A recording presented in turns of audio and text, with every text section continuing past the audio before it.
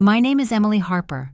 I'm 24 years old, and at our annual family reunion, my brother raised his glass, locked eyes with me, and said loud enough for the whole lawn to hear, "What's it like being invisible, Em?" The plastic wine cup in his hand caught the sun just right, casting a ripple of red across his smirk. But the real punch wasn't his voice. It was the laughter that followed. Mom giggled behind her sangria glass. Dad gave one of those half chuckles he saves for boys will be boys moments. And me? I stood there, my paper plate tilting in my hands, watching deviled eggs slide dangerously toward the grass. What they didn't know was that inside my purse was the one document that would ruin everything they thought they knew about me. A single envelope sealed and ignored, just like me. How do you go from being the family ghost, the girl who made the slideshow, handled the group texts, booked the Airbnb, yet never got a thank you, to the woman holding the deed to the very place they're standing? It started with the clink of cutlery, the soft creak of wicker chairs shifting on the reunion lawn, and the breeze that couldn't quite cut through the sticky August heat. We were at the Harper Lodge, 3 generations buzzing under one too-low tent. Ryan was already 2 beers in, arms slung around his college roommate like they'd won something. He held court like always, while I stacked napkins and made sure Aunt Lila's gluten-free plate wasn't cross-contaminated. I didn't expect thanks. But I also didn't expect that comment. "What's it like being invisible, Em?" He said it so smoothly, like a joke tossed into the center of the picnic table, and everyone laughed. Even Lily looked away, biting her straw. I told myself not to react. I smiled instead, blinking slowly. My fingers brushed the edge of the envelope tucked into the lining of my purse. Just hold it together, I thought. My brother had always had a way of making me feel small without lifting a finger, but this was different. This was public, performative, strategic. My throat tightened as I watched Mom lean into Dad, whispering something with a smirk. He looked over at me and chuckled. I had to bite the inside of my cheek to keep from walking off. I wasn't trembling. Not exactly, but my knees suddenly felt uncertain, like I'd stepped onto a dock that didn't quite trust the water. Ryan's smile lingered, stretched just a second too long. His eyes didn't match his grin. There was something calculating in them, something patient. What was he planning? I moved toward the drinks table, needing something cold to anchor myself. The lemonade dispenser gurgled as I filled a cup halfway. My hand stayed on the spout too long, and the ice overflowed onto my wrist. "You okay, Em?" Lily asked softly. I nodded without looking up. "Peachy."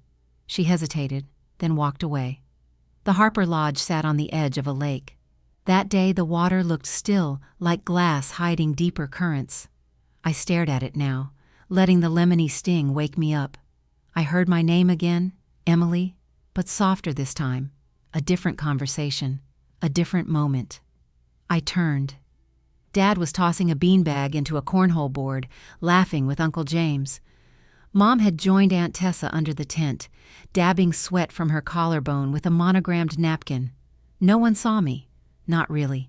I felt it again, that tight coil in my chest, not just from the joke, but from the years that led up to it. The science fair trophies I dusted weekly while Ryan's old baseball bats collected cobwebs. The college tuition I helped supplement with my freelance jobs when Dad forgot the FAFSA deadline. The dozens of family favors, rides, errands, arranging Mom's surprise birthday dinner, that I orchestrated behind the scenes without once being asked to stand in a photo. "Invisible," he said, like it was a punchline. My sandals sank slightly into the grass as I walked back toward the lodge. I passed cousins, lawn chairs, and the remnants of a watermelon eating contest. Every sound felt muffled under the hum of my thoughts. Was I overreacting? But then I saw Ryan leaning against the porch rail, whispering something to Dad. Dad laughed again, shook his head, and gave Ryan a little shove on the shoulder. Brothers in arms. And just for a second, just long enough, I saw Ryan glance back at me. Not in apology, not in guilt, in triumph. My stomach churned. Something was off. That smile wasn't about a joke. It was bait. And I had a feeling it wasn't the last time I'd hear it today. I stepped inside the lodge, grateful for the shade. The walls were covered in family photos, old curled prints framed in wood. A few featured Ryan in graduation gowns, baseball uniforms, Halloween costumes. There was one of me, At 7, holding a trophy half my size, smiling like I hadn't yet learned how the family would edit me out of every story. I paused in front of that photo just long enough to feel the contrast. Then I turned toward the stairs, heading for the attic. I didn't know what I was looking for yet. Maybe a breeze, maybe a moment alone. But I carried the envelope with me, still sealed, still heavy with something they'd never expect. My fingers brushed the worn edges as I climbed, dust kicking up in golden beams of light. The silence here was different, thick, sacred, like the attic had stored not just boxes and heirlooms, but forgotten truths. Behind me, on the reunion lawn, laughter continued. But that smile on Ryan's face, it stuck with me, like a promise or a threat. The attic air had clung to my skin like a second layer, dusty, stagnant, but I didn't stay long. Ryan's words from earlier echoed louder than the creak of the floorboards. "What's it like being invisible, Em?" I made my way back down, the envelope still untouched in my purse, my nerves taut like violin strings stretched too tight. The laughter outside had faded into low murmurs now, clusters of relatives migrating toward the food tables and lawn games. I could feel the sun slipping lower, casting long shadows across the lodge lawn, where everything always looked more perfect than it was. Ryan found me by the picnic tables. He had that same rehearsed charm he always wore when he wanted something. Easy smile, hand on my shoulder like we were childhood friends instead of chess pieces on his board. "Walk with me?" I didn't say yes. I didn't say no. I just moved. We ended up near the swing set, rusted chains, chipped blue paint, where we used to play freeze tag, where he once pushed me so high I swore I touched the sky, right before he let go and laughed as I fell flat in the mulch. Some things don't change. "I got something I want to run by you," he said, leaning against the post like he wasn't about to tip my world. My stomach nodded. "Okay?" "It's a startup," he said, glancing sideways at me. "Tech-adjacent, zero overhead, scalable as hell." His words sounded rehearsed, like they belonged on a pitch deck, not between siblings on a swing set that still smelled faintly of rust and summers gone wrong. I stayed silent, let him talk. "I need a small investment, just to get over the launch hump. Nothing crazy. 15 grand. I blinked. 15? "You've got savings," he said quickly, like he was complimenting me. "You've always been good with money. Me? I'm more the idea guy." The twist came not in the ask, but in the tone, so casual, so entitled, like he was asking to borrow a hoodie, not half my savings. A wasp buzzed between us. I watched it swirl toward the lemonade jug across the yard, feeling the same urgency to escape.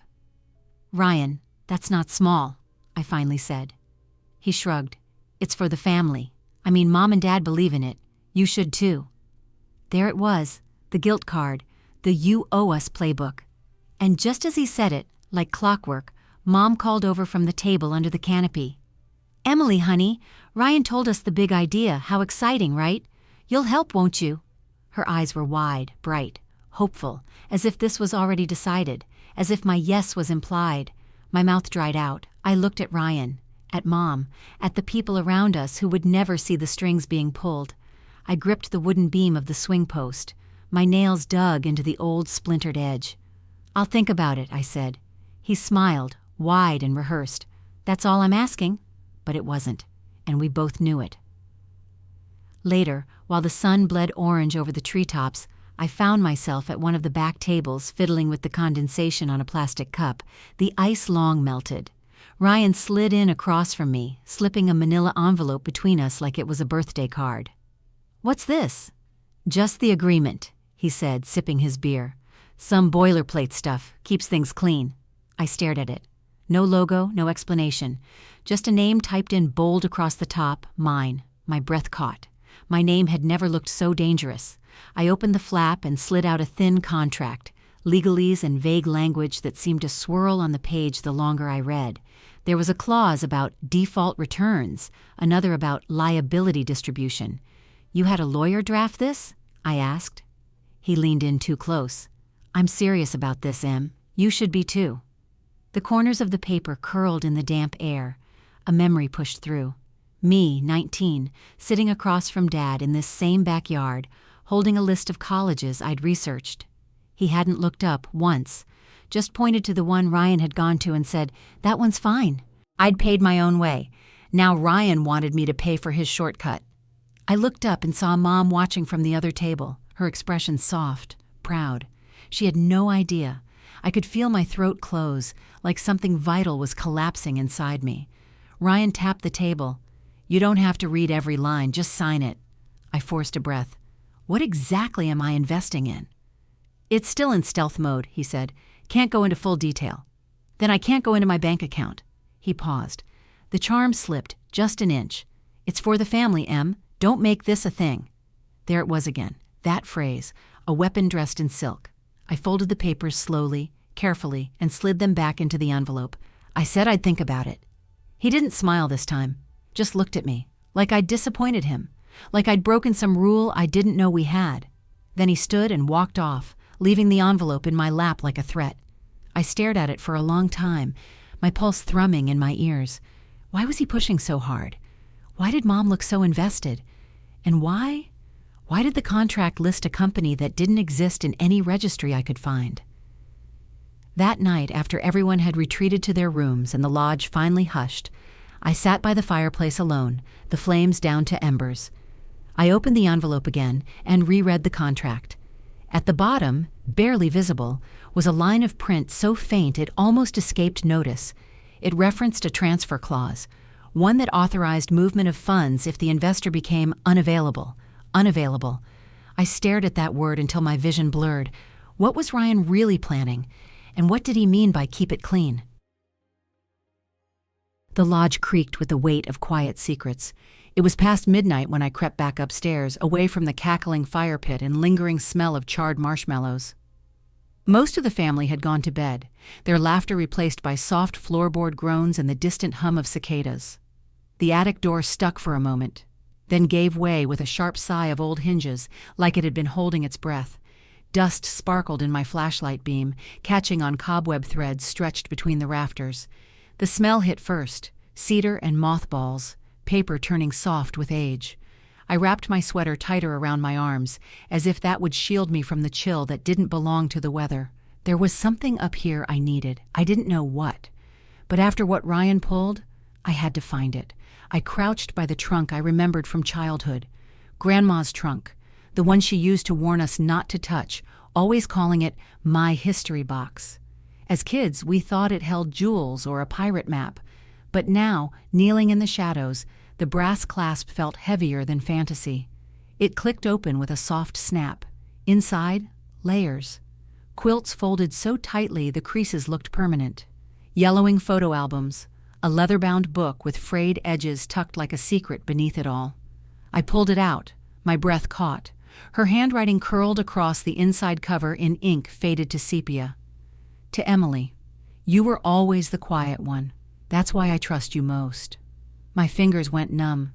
I sat cross-legged on the wooden floor, book on my lap, page after page filled with reflections, lists, poems, and then something different, a letter. If you're reading this, I'm probably gone. There are things you need to know. The lodge. It wasn't meant for your uncle, not even for your father. It's yours, Emily, and there's more. A legacy tucked where no one would think to look. You'll need the key. You'll know it when you find it. I blinked, heart thudding. Was this real? My mouth was dry. I kept reading, hoping the words would change, but they didn't. The pages after became fragmented, entries dated sporadically, notes about bank visits, meetings with lawyers. One line repeated twice. The key isn't shaped like a key. What did that mean? I was so absorbed I didn't hear the floor creak behind me. A shadow moved past the attic stairs. I froze, the journal pressed flat against my chest. Em? Ryan's voice floated up, soft and casual. I didn't answer. His footsteps retreated after a beat, but it didn't feel like mercy, more like surveillance. I stuffed the journal into my bag and backed away from the trunk. My pulse pounded in my ears as I closed the attic door behind me and crept down the hallway. My room was cold, the kind of cold that clings even after the windows are shut. I locked the door. Lying on the bed, I opened the journal again, flipping to the end. The last entry was shorter. There's a locked box. I've hidden it well. Only the right hands will find it. Your hands, Emily. I stared at that sentence until my vision blurred. Why me? Why hadn't Grandma told me directly? Then a memory surfaced, like a Polaroid tugged from water, summer, years ago. I was 13. Grandma had caught me crying behind the shed after Ryan tossed my sketchbook in the lake. She didn't say much, just sat beside me and handed me a peppermint, then whispered, "They don't see what matters, but I do." I'd buried that moment until now. My fingers trembled around the journal's spine. Something about the way Ryan had asked for that money, the vague contract, the pressure, the way Dad backed him without blinking. It wasn't just about a business. It was about control. Control they thought they had. But if this journal was real, if Grandma had truly left me something, then that control was slipping through their fingers. I set the book down, breathing carefully. There was still the question of the key and the locked box. I scanned the journal again, looking for clues, margin notes, symbols, anything. One page had a doodle I hadn't noticed before, a sketch of the old birdhouse on the edge of the woods, the one no one used anymore. Could it be that simple or that clever? Sleep was impossible. I kept replaying Ryan's smirk, his smug assurance, and the phrase in the contract, "If the investor becomes unavailable," unavailability. Legal jargon that echoed like a threat. What did he need so badly that he was willing to bury me under it? I shut the journal and turned off the bedside lamp. The moonlight caught the edge of the envelope still sitting on my desk. I hadn't signed anything, not yet, but if Ryan suspected what I had now, if he guessed where I'd been tonight, I didn't just need answers anymore. I needed allies, and I needed to get to that birdhouse before he did. The sun rose heavier than usual, thick and unforgiving, as if even the air wanted me to turn back. I walked down the gravel path toward the lodge's main lawn, still damp from last night's dew. The morning haze clung to the tips of the grass like ghosts refusing to let go. Today was talent night, the Harper tradition, a relic from when we were kids. Skits, songs, bad jokes, and forced laughter, all performed under fairy lights and forced smiles. I dodged the spotlight for years, happy to stay behind the camera, making playlists and cue cards. This time, Ryan had other plans. I could feel it before it happened. That kind of tension, quiet and coiled, wrapped around the day like static. By evening, lawn chairs fanned out in front of the makeshift stage. Uncle James tuned his old guitar. Aunt Tessa rehearsed her usual off-key rendition of some 70s classic. Kids chased each other near the gazebo, squeals cutting through the scent of grilled corn and sunscreen. And then there was Ryan. He looked like he'd been waiting all day for this. When his name was called, he didn't even glance at the sheet of paper in his hand, just strolled up like a showman, charming as ever, soaking in the attention like it was oxygen. He cleared his throat, smile already too wide. "Before I start, I need a little help, from someone who's been keeping her talents way too hidden." My stomach turned to stone. "Em?" His voice was silk with barbed wire. "Come on up." I didn't move, not at first, just sat frozen, plastic cup crinkling under my fingers. The silence grew teeth. Someone whistled, a few chuckles. Dad clapped his hands like this was all part of a game. Mom's face lit up, proud and oblivious. My legs moved before my mind caught up. I stepped onto the wooden platform, the boards groaning underfoot. The lights above buzzed faintly, casting shadows too sharp for comfort. "Now," Ryan said, placing a hand on my shoulder. "Some of you might not know this, but Emily has a very special skill. She can make herself completely disappear. No smoke, no mirrors, just poof." Laughter. I smiled tightly, my nails pressed into my palms. "She's been doing it for years," he continued. "Every family event, every decision, every photo. It's honestly impressive. Almost like she's not really here at all." More laughter. Louder. Dad laughed hardest. I looked straight ahead, eyes on the string lights above. If I looked down, I'd shatter. Then I caught Lily's face in the crowd. No smile, just a furrowed brow, lips parted like she wanted to stop this, but didn't know how. My voice came out low, controlled. "You done?" Ryan leaned in, grinning. "Come on, Em. Show us your invisible act." I didn't flinch, not even as the crowd tittered again, but something in me cracked. I reached into my pocket and pulled out the envelope, the one with his contract, the one I hadn't signed. I held it up between us, not saying a word. His smile faltered. Just a blink, but I saw it. that tiny fracture in the armor. Then with a single motion, I dropped the envelope at his feet and stepped back from the mic. "Guess I'm not so invisible after all," I said, barely louder than a whisper. But it carried. The silence that followed was thick, almost wet. No one clapped, no one laughed. Ryan bent down, picked up the envelope, then straightened slowly. He leaned in, mouth close to my ear, voice low enough only I could hear. "Say one more word about that, and you'll regret it." His hand was still on my arm. Firm, too firm. I pulled away and walked off stage without looking back. Inside the lodge, my breath caught halfway down my throat. My fingers were trembling now, the adrenaline not knowing where to land. Ryan wasn't just trying to humiliate me, he was trying to scare me into silence. Back in the hallway, I pressed my palms against the cool wood of the stairwell, grounding myself. My heart pounded behind my ribs like it was trying to escape. I could still hear him out there, laughing again, louder than before, trying to rewrite the moment in real time. But I knew the truth. That smile, the one I'd seen crack on stage, wasn't confidence. It was fear. He was hiding something. And I was getting too close. Back in my room, I opened Grandma's journal again, flipping to the entry about the locked box. I ran my thumb over the faded words. "Only the right hands will find it." Lily knocked softly a few minutes later. "You okay?" she asked, slipping inside before I could answer. I nodded, then shook my head. She sat beside me on the bed, her voice hesitant. "What was that envelope?"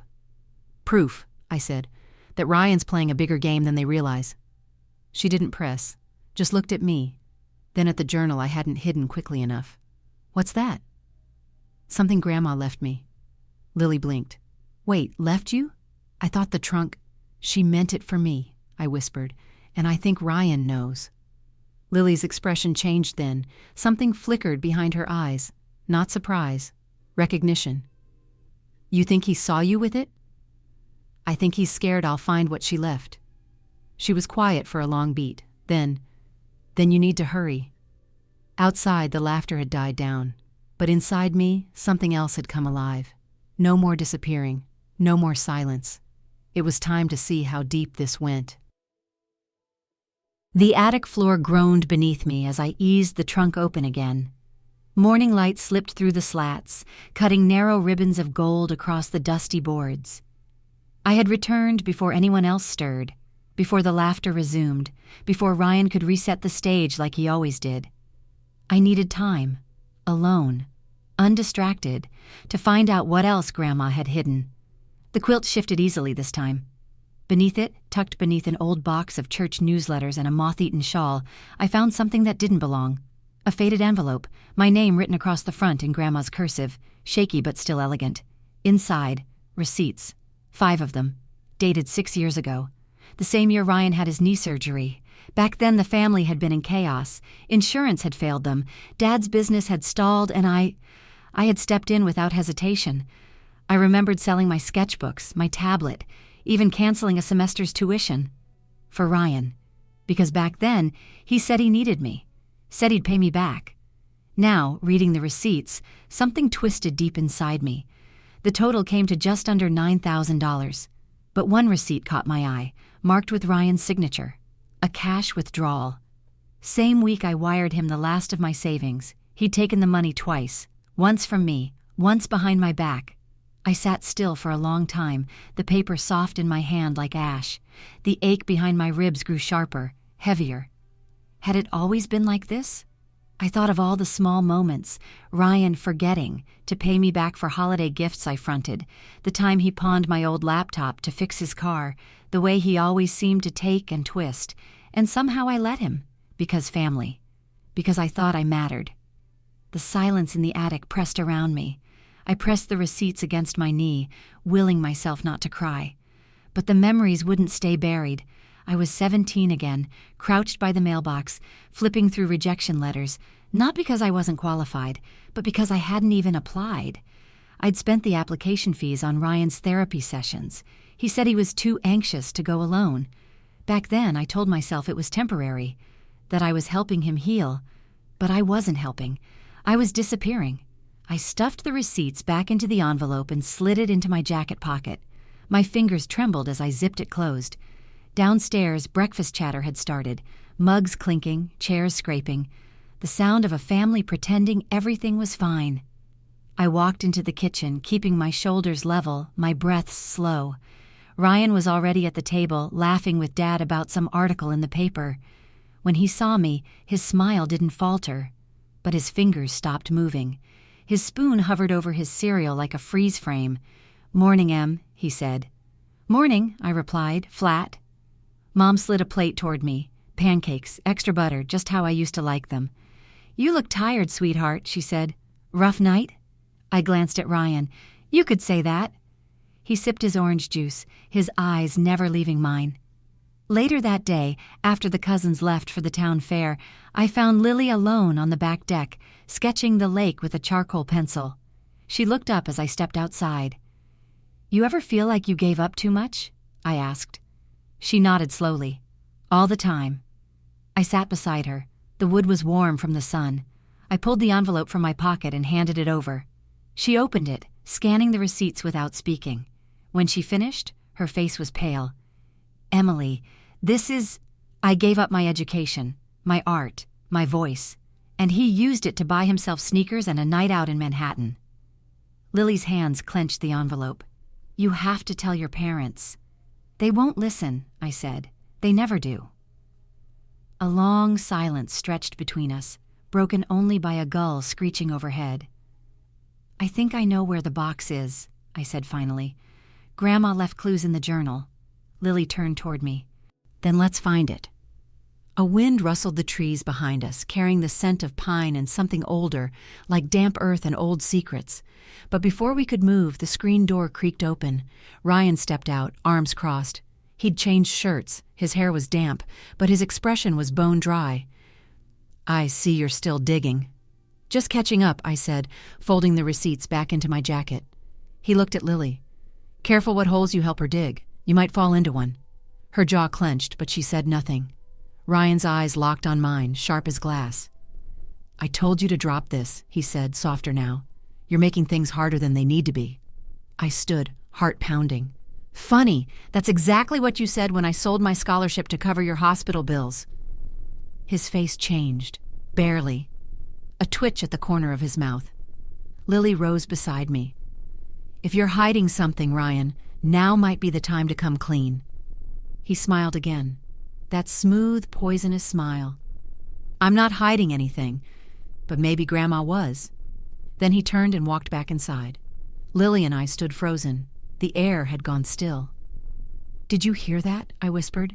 She nodded. "He knows about the journal. And maybe more." My hand tightened around the receipts in my jacket. For the first time in years, I didn't feel invisible. I felt dangerous. Lily and I waited until twilight. The kind of twilight that soaked everything in a dull blue hush. The kind that blurred edges, trees into shadows, truth into uncertainty. Crickets chirped low in the grass, and the occasional buzz of a mosquito flitted past my ear. The reunion crowd had thinned. Cousins left for drinks in town. Dad was watching TV. Mom was rearranging her keepsake shelf again. Ryan was nowhere to be seen. Perfect. The lodge's office door had always been sticky, so I brought a can of WD-40 from the tool shed.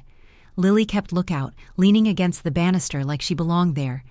Inside, it smelled like old carpet and printer ink. The walls were lined with tax binders and fishing trophies, things that screamed normal. But something about the room always felt wrong, like it held more than it showed. I dropped to my knees in front of the desk and pulled the drawer. Locked. I didn't hesitate. From my pocket, I pulled the old silver key I'd found taped beneath Grandma's sewing cabinet. An afterthought, maybe. Or maybe a breadcrumb. It clicked. Inside, a laptop, Ryan's. My breath caught. "Here goes everything," I whispered. Lily slipped in behind me, her steps feather-light. I opened the laptop. It booted slower than expected. Probably hadn't been used in a while. No password screen. Ryan had always been arrogant. The desktop was bare, just one folder labeled Work. But inside the folder, another folder, then another, and then finally something that made my chest seize up. Transfers. I clicked it. PDFs, spreadsheets, transaction logs. Each one had my name. Or worse, my old account numbers. How did he even get these? I breathed. Lily knelt beside me. Her hands hovered over the screen like she was afraid it would shatter. I clicked a spreadsheet and scanned. Dates, amounts, my savings, my real savings, withdrawn in chunks over the last year. He hadn't just taken what I gave him, he'd been siphoning off more, quietly, strategically. My entire stomach turned to acid. I clutched the edge of the desk to steady myself. He must have accessed my banking through the shared Wi-Fi when we stayed here last winter, I muttered, or when he helped me with my taxes. My voice cracked. Lily's eyes flared. Emily, this is theft. I nodded, teeth clenched so tight it hurt. It's more than that. He's been laundering it. How do you know? I clicked into a subfolder. Offshore transfers, Malta, Panama, Belize. Nothing huge at once, but enough. Enough to build a pattern. This is premeditated, I whispered. He knew exactly what he was doing. A soft chime echoed through the laptop, an email notification. I opened it before I could second guess. Sender, R. Harper or CrestridgeInvest.com. Subject, Plan B activation. Contingency confirmed. My blood ran cold. The body of the email was short, just one line. Initiate only if she refuses to sign. Below, an encrypted file attachment. Password protected. I stared at the screen. Lily swallowed hard. Plan B? My hands shook. He knew I wouldn't go along. He planned for it. I backed away from the desk like it might explode. Outside, a twig snapped. Lily froze. I turned off the screen in a panic and closed the laptop. Get down, she hissed. We ducked behind the filing cabinet, breath caught between our teeth. The doorknob rattled once, twice, then silence. My heart slammed in my chest like it wanted out. We stayed still for what felt like hours, maybe minutes. I counted every shallow breath, every creak of the floor above. Eventually, we slipped out the back exit into the cover of dusk. Back in my room, I shoved the laptop under the bed. The air was thick. Every shadow looked like Ryan. Lily stood near the window, peeking through the curtain. We need to copy those files, get them off the drive. I nodded, but my mind was still spinning. What was Plan B? And what the hell had he sent to that offshore address? That night, I couldn't sleep. I kept replaying the email, the files, the timestamps. Everything fit too perfectly. He wasn't just bleeding me dry. He was erasing me. The twist came around 2 a.m. I got up to check the hallway. Just instinct. But something caught my eye at the end of the corridor. A sliver of yellow light beneath Ryan's door. I moved closer, silent on the wooden floor. His voice drifted through the crack, low and urgent. I don't care what it takes, he said. She's getting too close. I want it locked down, now. Pause. Then, no, she hasn't signed, and she won't. Another pause. Then a final line that wrapped itself around my throat like a rope. I gave you the number. If she disappears, no one will question it. I stumbled back, fingers gripping the wall. I didn't even realize I was crying until I tasted salt. This wasn't just greed. It was war. And Ryan, he was willing to burn everything to keep control. I slid back into my room, locked the door, and sat on the floor with my back against it. My whole body trembled. He knew. He was preparing for the worst. And now, I was the worst. Morning came like a slap, too bright, too loud, too soon. I hadn't slept. My body had collapsed into the mattress sometime after 4 a.m., but my mind never shut off. Not after hearing Ryan's voice on the other side of that door, whispering about making me disappear. I moved like glass through the house, careful not to draw attention, careful not to shatter. Downstairs, the reunion machine was still humming, pancakes sizzling, cousins debating over who cheated at Scrabble, Mom humming to herself as she cleaned already clean counters. Nothing had changed, but everything had. I caught Lily's eye from across the kitchen. She gave the smallest nod. She knew. We needed a plan. But Ryan, it seemed, already had his. By mid-morning, he found me by the lake, skipping stones like I used to when I needed to breathe. "Em," he said, voice like syrup over rust, "we need to talk." I didn't answer, just flicked another stone. It skipped 3 times, then sank like the weight in my chest. He stepped beside me, hands in his pockets, eyes on the water. "There's been a decision." I turned barely. "About what?" "The lodge, the family trust, everything." My heart slowed. A decision by who? He smiled without teeth. We held a vote this morning. Dad, Mom, me. Aunt Tessa was on speaker. A chill slid down my spine, even in the sun. You're not on the deed, he said simply. Never were. It's a family asset, and we've decided it's best if you step away. No more involvement, no inheritance, no stake. I stared at him. You're serious? He nodded. We'll be formalizing it later today. Legal paperwork's already in motion. And Dad agreed to this? His eyes sparkled. He was the first to sign. Something in me snapped quietly, like a fracture too small to scream but deep enough to cripple. I'm your sister, I said, voice barely holding. Not some threat you get to vote out. His smile vanished. You made yourself a threat when you started digging, when you went into that office, when you found that journal. So he knew. All of it. I didn't ask how. Maybe he saw us. Maybe he'd always known I'd find it. I took a step back. The sunlight caught his face, casting a sharp shadow under his eyes. For a moment, he looked like a stranger. I'm not going anywhere, I said. His jaw flexed. You already are. He pulled a folded document from his jacket, held it out like a dirty napkin. Sign it. Waive your claim. We'll give you a severance, $5,000, and a thank you for being a good sport. I laughed. It came out dry and raw. You want me to sell my birthright for $5,000? He shrugged. That's more than you were worth to them yesterday. He meant Mom, Dad, and I believed him. I stared at the document, then at him, and I ripped it in half. No, I said. His face didn't change, but something darkened behind his eyes. You're making a mistake, he said. You made one first. I walked back toward the lodge, legs shaking, stomach hollow. My fingers still buzzed from adrenaline. Inside, I found Dad by the kitchen window, drinking coffee like nothing had happened. Did you really sign it? I asked. He didn't look at me. Dad? He exhaled. It's not personal, Em. We're just trying to keep things simple. Simple? My voice rose. You voted me out like I was a broken chair. He looked at me then, tired, distant. Ryan's done a lot for this family. So have I whispered. You just never saw it. He didn't answer, didn't apologize, just walked away. I stood in the kitchen alone, the hum of the refrigerator suddenly deafening. Lily found me an hour later, tucked behind the guest room door, staring at the ceiling like it might offer answers. He's pushing harder now, she said. I heard him talking to Aunt Tessa again. He's spinning it, saying you're unstable, vindictive, that you've always hated the family. I closed my eyes. He's building a case, I said. He's building a wall, she corrected. To keep you out, I sat up. Then we need to knock it down. She hesitated, then pulled something from her pocket.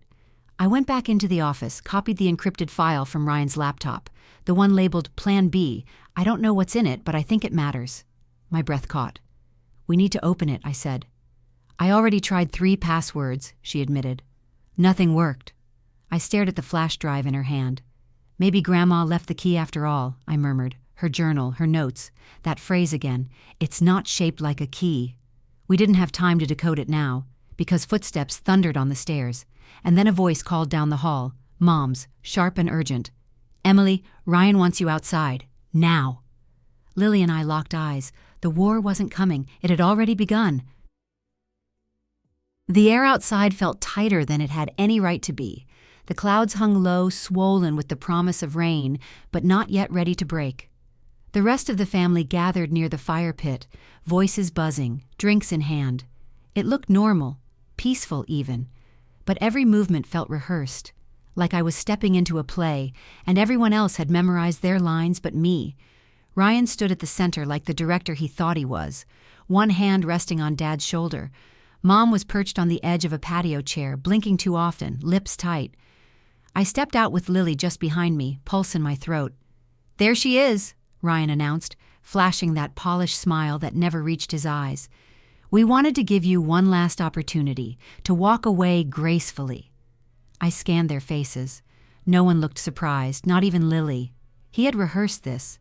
What's this really about? I asked. Ryan raised an eyebrow. You already know. My fingers curled into fists at my sides. You're scared, he chuckled. I'm prepared. That's not the same thing. From his back pocket, he pulled a folded sheet, thicker than paper, legal grade. He waved it in the air like a game show prize. "The trust amendment," he said. "Signed by the appropriate parties. You have no legal claim to the lodge or any assets tied to it. That includes the land, the cabin, and anything inside." "Anything?" I asked. He nodded, smug. "Everything."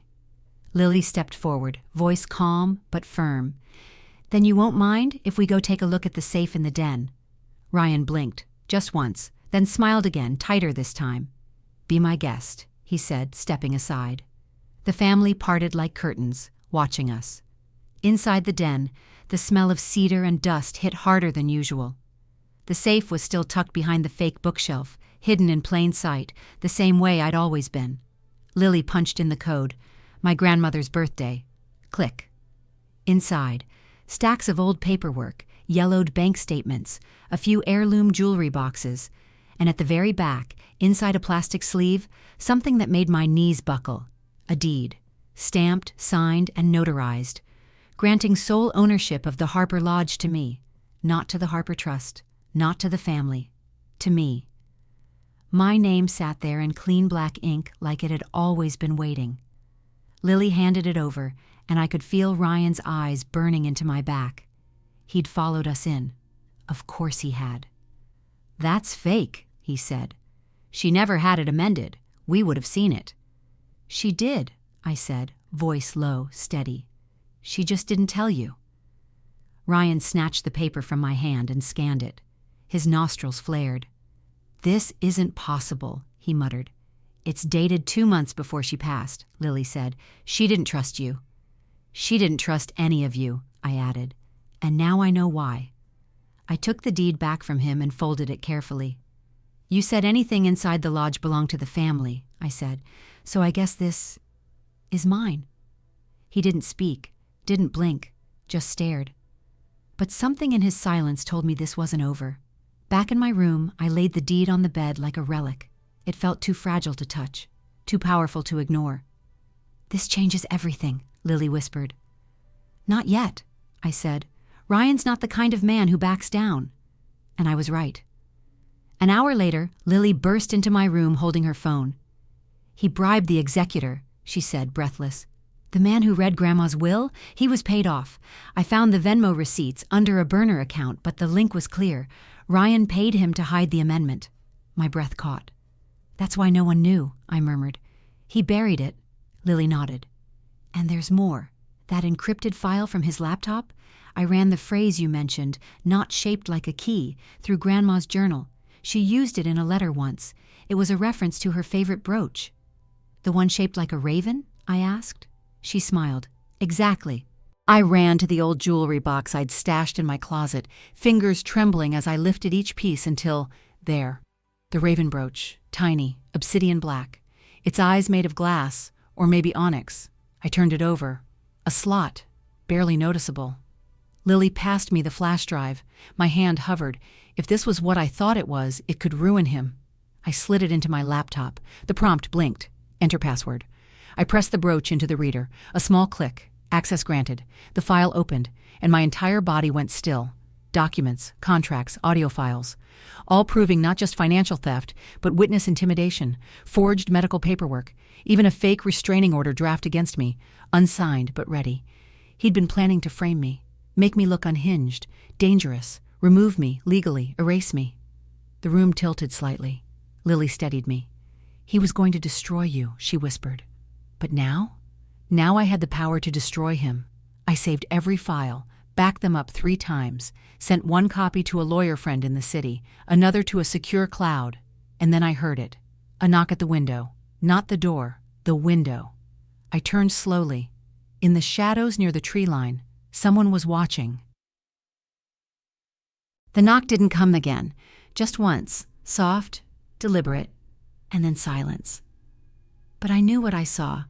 That shadow near the tree line wasn't just wind-bending branches. Someone had been standing there, watching. Lily pulled the curtain closed behind me, her face pale. "Are you sure it wasn't—" "It wasn't Ryan," I said, still staring at the glass. "He's too arrogant to hide." We double-checked every window, locked the back door, drew the blinds like we were bracing for a storm. Except this storm had already crept in. I couldn't shake the image, broad shoulders, a stillness that didn't feel curious. It felt measured, like whoever was out there knew something, or wanted me to. We barely slept. I sat on the edge of the bed with the deed in my lap, brooding in silence while Lily dozed in a chair by the door. Around 3 a.m., I slipped the flash drive into my hoodie pocket, just in case. If someone wanted what I had, they'd have to fight for it. Morning came too soon. The reunion felt different now, brittle beneath the surface. Mom was oddly quiet. Dad wouldn't look me in the eye. Even the cousins had stopped trying to make small talk. Word had spread. Ryan hadn't said anything publicly, but he didn't have to. His silence was strategic, a vacuum people rushed to fill with doubt, speculation, and fear. By noon, the lake fog had lifted, but the tension hadn't. That's when I found the pendant. It was resting on my pillow, like a calling card. Carved wood, smooth and oval, strung on a worn leather cord. In the center, a single word, etched so faintly, I had to tilt it toward the window to read it. Boathouse. I stared at it for a full minute, heart thudding against my ribs. Lily leaned in behind me, whispering, "Where did that come from?" I didn't answer. I didn't know. No one else had been in the room. We were sure. But someone had been here, someone who knew something. I grabbed my jacket. The path to the boathouse was narrow and overgrown, lined with cattails and wild mint. The smell of lake mud rose thick as we moved. Every twig snap behind us made me flinch. When we reached the structure, I paused. The boathouse had always been a ghost, unused, half-rotted. Ryan used to scare me with stories about snakes nesting inside. Now it looked exactly as I remembered. Peeling white paint, a half-hinged door swaying with every gust. Lily stood back, hesitant. I stepped in first. The air was cooler inside, damp, still. A single rowboat rested upside down in the corner, its hull covered in cobwebs. Fishing rods leaned crooked against the wall. But then I saw it, a metal toolbox, clean, out of place. I crouched, heart climbing higher with every movement. Inside, a sealed envelope, and beneath it, a photograph, black and white. My grandmother, standing in front of the lodge with a man I didn't recognize. He looked sharp, gray suit, dark glasses, holding a briefcase. On the back, Trustee, 1987, for her eyes only. I opened the envelope with trembling fingers. Another letter, handwritten, from Grandma. If you found this, then you found the one person who can verify everything. The trustee was appointed outside the family, hidden on purpose. His job? To protect the deed and ensure it reaches the rightful heir, even if someone tries to rewrite history. I read it again, twice, then again. Outside the family, a neutral party, a safeguard. I held the photo tighter. "He's still alive," I whispered. Lily stared at the image. "If he is, he's the missing piece." I pocketed both items, and then I heard the crunch of gravel outside. My stomach dropped. I peeked through the slats in the wall and froze. Ryan. He was walking straight toward the boathouse, alone. But his face, it wasn't rage this time. It was calculation. I turned to Lily, whispering, "We can't let him know what we found." She nodded. We slipped the letter back in the box and kicked a few leaves over the entrance. I shoved the photo into my back pocket just as the door creaked open. "There you are," he said, smiling too easily. "I was wondering why you were sneaking off." "We're not sneaking," I replied, stepping forward. He glanced around. "Funny place for a morning stroll." "Memories," I said. "Thought I'd revisit a few." His gaze lingered on me, but his eyes were scanning, always scanning. "You know," he said, inching closer, "you're making this harder than it needs to be." I met his stare. "Good." That smile dropped for just a second. Then he laughed and backed up. "Well," he said, "don't get too comfortable. The lawyer arrives tomorrow. Everything's moving forward, your name on a deed or not." And then he left, just like that. Lily let out a breath. "He knows something changed." "I know," I whispered. Back at the lodge, we stashed the photo and letter in a hidden drawer behind the bookshelf. I snapped a digital copy and backed it up. The name at the bottom of the letter, Lawrence Grant, burned into my memory. Later that night, I was lying in bed, unable to sleep again, when I heard it. A soft creak on the porch. I sat up. Footsteps. Then a knock. Not at the door. At the window. Again. I walked over slowly, heart in my throat, and this time, there was a face. Not Ryan's. Not anyone from the reunion. Just an old man, his gray beard lit faintly by the moon. He raised one hand and mouthed 2 words. It's time. It's time. The words hung between us like mist, slow to settle and impossible to ignore. I opened the window fully. The old man stood motionless, one hand resting on a carved cane, the other still raised. The moonlight etched lines across his weathered face. Behind him, the trees rustled, but he didn't so much as blink. "Who are you?" I asked. His voice was gravel and thunder. "Lawrence Grant, your grandmother's trustee." The name from the photo, from the letter. My fingers gripped the window frame. "Why now?" "Because you're ready." I opened the front door quietly, stepping onto the porch barefoot. The wood was cold against my skin. Lawrence didn't smile. He simply extended a sealed envelope. "Your grandmother left this, for the day they tried to erase you." My hands shook as I took it. It was heavy, wax-sealed, and stamped with her initials. Lily appeared behind me, her eyes wide. "Is he—" "He is," I whispered. Lawrence glanced toward the lodge. "Tomorrow, you'll be challenged. They'll twist every truth and drown you in legal noise. But this—" He nodded toward the envelope. "This proves not just ownership, but intent. It overrides anything forged after the trust's amendment." I wanted to ask how he'd stayed hidden all these years, why he never stepped forward when the will was misread, when the lawyer lied. But I didn't need to, because deep down I already knew. She'd told him to wait, until the moment I stopped being scared and started fighting back. He touched 2 fingers to his brow and turned back into the trees. Gone. The silence he left behind felt holy. Inside the envelope, a notarized affidavit, a second copy of the original deed, a signed statement from my grandmother, confirming that she had instructed Lawrence to hold all evidence until the rightful heir, me, was under threat. This wasn't just proof, it was a loaded weapon. I stayed up the rest of the night, assembling the pieces, the files from Ryan's drive, the offshore transfers, the bribery evidence, every receipt, every recording, all organized, time-stamped, backed up to cloud storage. Lily helped. She didn't ask questions. By dawn, we had a case no court could ignore. Still, I didn't expect the room to fall silent when I stepped into the great hall the next morning. Everyone was already gathered. Mom, Dad, Ryan, Aunt Tessa, the cousins. Even the family lawyer, Mr. Hale, a man with slicked back hair and a crooked tie that always looked one sip away from unraveling. Ryan was standing at the head of the room, hands in his pockets like he'd already won. "Ah, the prodigal," he said. "We were just getting started." I stepped forward. "Then you'll want this." I placed the flash drive on the table. "And this," I added, handing the envelope from Lawrence directly to Mr. Hale. The room tensed. Mr. Hale frowned, cracking the seal. As he read, his face blanched. "Where did you get this?" "From someone who's been watching longer than any of us." Ryan stepped in fast. "That's forged, fabricated." I didn't flinch. "So is the will you paid to have altered. So is the restraining order you drafted. So is the contract you pressured me to sign without full disclosure." I turned to the rest of the room. "I have evidence. All of it. Backed up, secured, witnessed." Mom looked confused.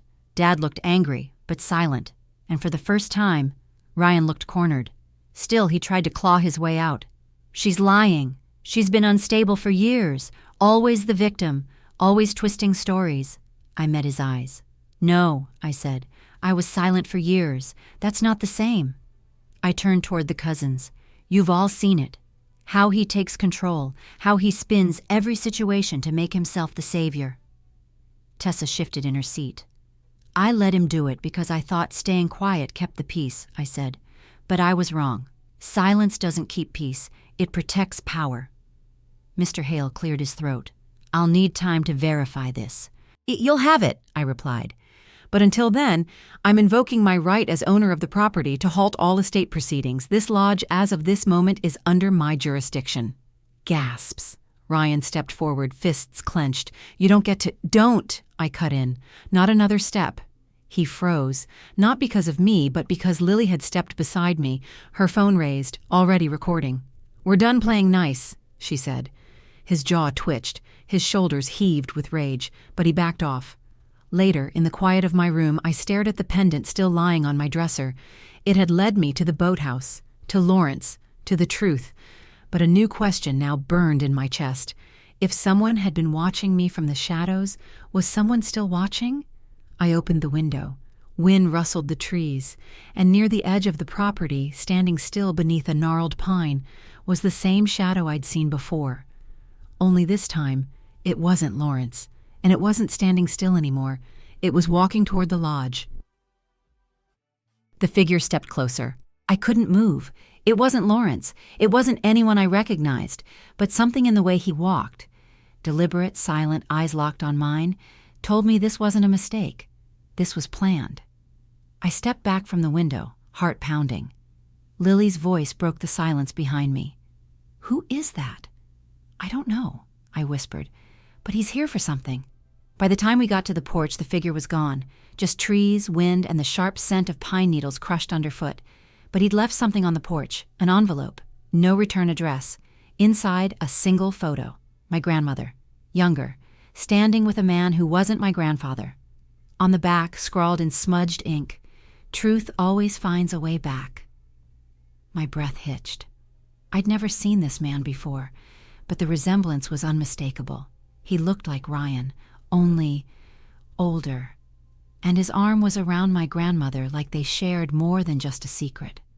Was this Ryan's real father? Had my grandmother hidden something even deeper than I thought? I pressed the photo to my chest. Everything I believed was shifting. Again.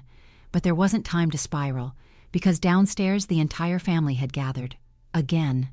And this time, I called the meeting. The long dining table felt like a courtroom. Ryan sat near the center, his leg bouncing. Aunt Tessa sat stiff, arms crossed. Mom and Dad flanked the end like reluctant witnesses. The others sat scattered, eyes darting between us. I stood at the head. "This morning," I began, "someone left a photo on the porch of Grandma and someone we were never told about." I tossed the image onto the table. It slid until it stopped in front of Ryan. His expression didn't change, but his fingers curled. Tessa's lips parted. "Where did you get that?" she asked sharply. "Left anonymously. But the question is, why was it hidden in the first place?" Silence. "You always said Grandma was loyal to Granddad," I continued. "But this picture says otherwise. It says there was more to this family than what you wanted us to see." Ryan scoffed. "So what? She had an affair? That doesn't change anything." "Doesn't it?" I snapped. "If that man is who I think he is, it changes everything. The trust, the will, the heir." His jaw clenched. "You're grasping at straws." "Am I?" I leaned forward. "Or are you terrified that the one thing you've always counted on, your claim to this legacy, was built on a lie?" The air thickened. Tessa stood. "Enough. This is going too far." "No," I said. "This is exactly how far it needed to go." I turned to the lawyer, Mr. Hale. "I want a DNA test, on Grandma and on Ryan." "You can't force that," Ryan said. "I can petition the court with cause, and this photo is cause enough." He slammed his hand on the table. "You're tearing this family apart." I didn't flinch. "No, Ryan, you did that when you started rewriting history." There it was, his mask cracking, the confident smirk, gone. What remained was something raw and cornered and dangerous. Later that night, I wandered the boathouse again, needing the quiet. The pendant still hung where I'd left it, cold, heavy. I sat beside the water, watching moonlight dance on the surface. I thought of Grandma, of her secrets, of Lawrence waiting in silence all those years. Had she loved the man in the photo? Had she given up everything to keep him away? And what if she hadn't wanted Ryan to inherit because he wasn't part of the line? What if she'd always known? Footsteps behind me. I turned fast. Ryan. His eyes were shadowed, but his smile was calm. Too calm. "We need to talk." I didn't invite him to sit. He did anyway. "I used to come here too, you know," he said. "She let me fish off the dock, said I had steady hands." I said nothing. "You think this changes everything," he continued. But it doesn't. It already has. He tilted his head. You think you're strong now. You think truth is enough. But truth without loyalty, without control, it's just noise. I stood. Then get ready to hear me scream. He smiled again, and stood too. You know, I actually respected you, for a while. He stepped closer, too close. But if you keep digging, he whispered, you're going to find something that doesn't just bury me. I swallowed hard. Maybe I want to. He turned, walked back up the hill. But I stood there, paralyzed, because in his voice, I didn't hear fear. I heard confidence, and that scared me more than anything. When I returned to the lodge, a message was waiting on my phone. Unknown number. It was just 3 words. You missed something. The message burned on my screen. You missed something. I stared at it, heart thudding like a war drum. My mind spiraled. Had I really missed a piece that could unravel everything? Or was this Ryan's last desperate move? I traced the last steps again. The boathouse, the pendant, the photo, Ryan's threat. Something wasn't clicking, and I hated how he knew it. I went back to the boathouse, this time with a flashlight and nothing left to lose. The floor creaked under my weight. Water lapped softly against the dock outside. I crouched near the old bench where Grandma used to sit and run her fingers across the pendant chain. I ran mine along the wood. Click. A loose plank shifted. My breath caught. Inside the hollow, a faded, sealed envelope. My name in her handwriting. I broke the seal with trembling fingers. Inside were 2 things. A second photo, my grandmother holding a baby with eyes like mine, and a letter. Dearest girl, it began. Tears blurred the words, but I kept reading. She spoke of love, regret, a man she could never be with publicly, whose blood ran in our veins. Ryan's father was never her son's father, and the reason she kept me close wasn't just guilt. It was hope. I was the rightful heir, not Ryan, not by blood, not by love. The weight of it crushed me and lifted me at the same time. The next morning I called another meeting, not out of anger, out of truth. The dining room was quiet when I placed the letter on the table. Ryan looked from the envelope to me. What now? He asked, voice flat. You were right, I said, calm as the morning sun. Truth without loyalty is noise.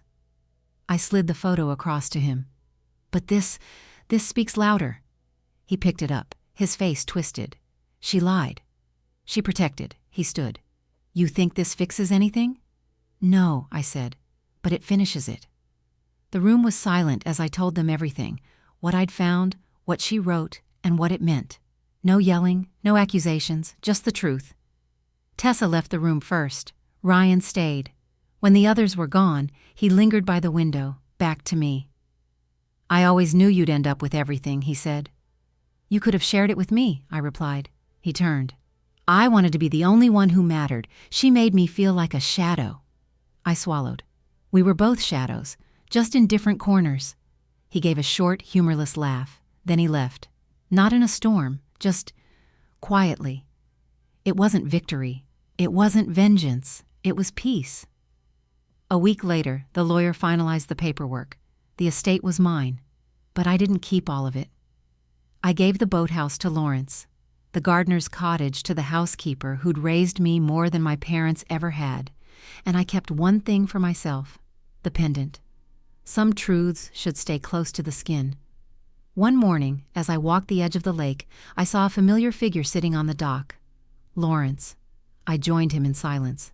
She'd be proud of you, he said softly. She was stronger than we knew. He nodded. And you are too. We watched the light ripple across the water, the weight of generations dissolving into the morning mist. There was no revenge left to take, only stories to remember, and legacies to build, honestly this time. So what did I learn? That truth, even when buried, has a pulse.